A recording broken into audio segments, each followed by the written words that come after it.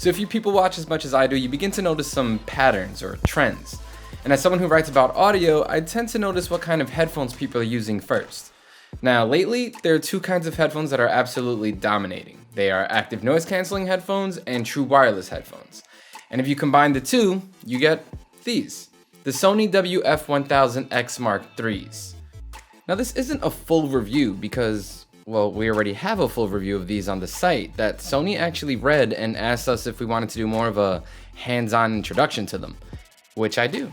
But these can do a lot more than just play your music, and today we're going to dig deep into everything that you need to know about the Sony WF-1000XM3s. Starting with the design, the WF-1000XM3s are pretty damn slick. My first impression wasn't too positive when I saw them online, but I feel like these are one of those things that look and feel better in person. And I think that applies to the earbuds as well, but they're still super comfortable. And I had no problem wearing them for a while once I found the right sized ear tip to get these to stay in. You can also connect them to two devices and switch between them depending on which one you want. So if you're commuting and connected to your phone, once you get to your destination, you could just switch to your computer. The lid flips open nicely, revealing the earbuds, which magnetically snap back into place. Super convenient. Plus, these work as advertised when it comes to auto-connecting and disconnecting. One thing worth mentioning is that these don't have an IP rating, so I definitely wouldn't recommend using them for the gym, but to be fair, they're not really meant for the gym. These are for blocking out the outside world. AKA, they're perfect for commuters. The initial setup with your phone is fairly easy thanks to NFC if you're on Android, but if that doesn't work, or if you have an iOS device which basically only has NFC for Apple Pay, then you can still find them in the Bluetooth settings pretty easily. So the earbuds come with illustrations showing you how to insert them into your ears, but it's really not that hard. All you gotta do, take them out of the case, insert it vertically, and then rotate. Locked into place, pretty simple. As soon as you do that, you're pretty much good money, but I'd still recommend downloading the Sony Headphones Connect app just to really get the most out of these. So you do have to be connected to the headphones in order to properly access the app. But once you do, you can choose between EQ presets or you can customize one yourself if you're feeling adventurous. I'm just gonna stick with off. You can even customize the touch sensitive bits on the side of the earbuds. So by default, the left one will control ambient sound control and the right one will control playback. Now the ambient sound control is pretty cool because all you have to do is hold down the left earbud and it will use the microphones to let you hear what's going on around you.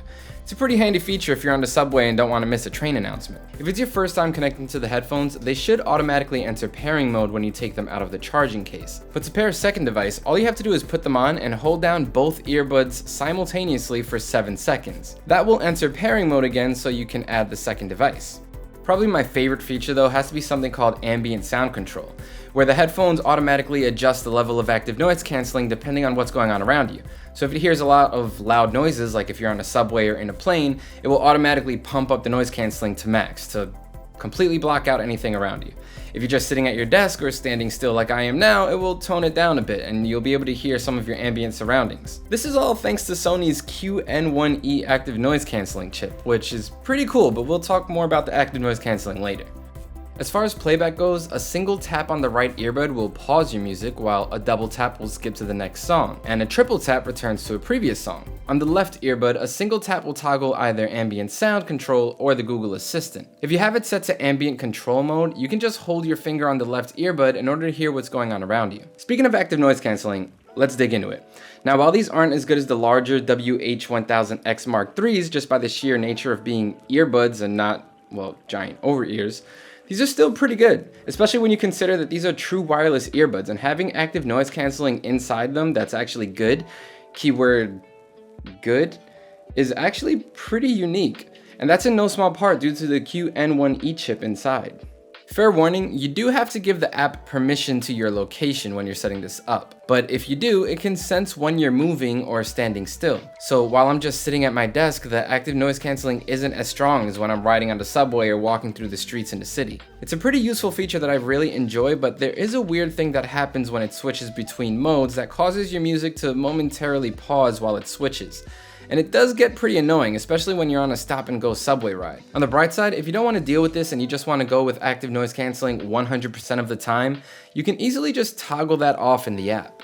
So this is the graph of how strong the active noise canceling is that we got from our full testing, which you can read all about in the full review if you really want to. Basically, the way to read this graph is that the higher the peak and the more blue or green you see, the more noise is getting canceled. So more blue or green is better. See this bump in the low end here? Even though it's pink, it is a bump. That's what you want to see because it means that the low end rumbles of planes and trains will be blocked out. Even just ignoring true wireless earbuds, plenty of headphones in general struggle with blocking out lower noises, but these do a pretty good job. So why is that important? Because of something called auditory masking. This is what happens when two different sounds that have similar frequencies reach your ears at the same time. Whichever one is louder is usually the one that your brain decides to focus on, ignoring the less intense sound.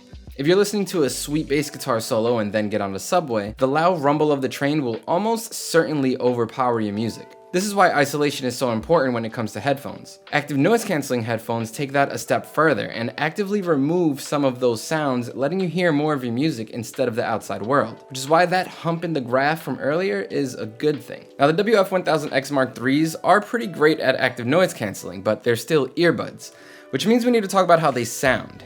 And in short, they sound great. They have a slight emphasis in the low end, which is helpful for helping you hear those lower notes. And because of that auditory masking thing we spoke about earlier, the low notes are the first to go, which is why the slight low end emphasis here combined with the active noise canceling really gets the job done. These have DSEEHX processing built in, which lends to some great sounding audio that you can jam out to. While we're on the subject of jamming out, we should probably talk about the battery. We usually test headphones at a constant output of 75 decibels, and the average tends to be around 3 to 4 hours for most true wireless models. In our testing of the WF-1000XM3s, we got closer to 5 hours with 4 hours and 46 minutes of constant playback, and that was with active noise canceling turned on to the max. If you go into the app and turn it off, Sony says that you can squeeze another 2 hours of playback. Once they do die though, just 10 minutes in the charging case will give you about 1.5 hours of playback, which is super handy. And the charging case gives you another 3 full charges. Plus, they charge via USB-C, which is great if you're like me and want one cable to charge everything. Now my phone, my tablet, my computer, and my headphones can now charge with the same cable. Quick pro tip, if you pick these up, make sure to update to the latest firmware immediately just so you can avoid any bugs and get the most out of the experience. While these are far from cheap, you likely won't be disappointed if you picked up a pair of these for yourself. And we hope this video helped you understand your new buds just a little bit better. If you don't have a pair of true wireless earbuds yet, then these are perfect if you like the idea of the larger active noise canceling WH-1000XM3 headphones, but don't want the hassle of carrying around a huge pair of over-ears. These earbuds fit right in your pocket and fill that niche perfectly. So if you do decide to pick up a pair and have any questions, just come back and watch this video again.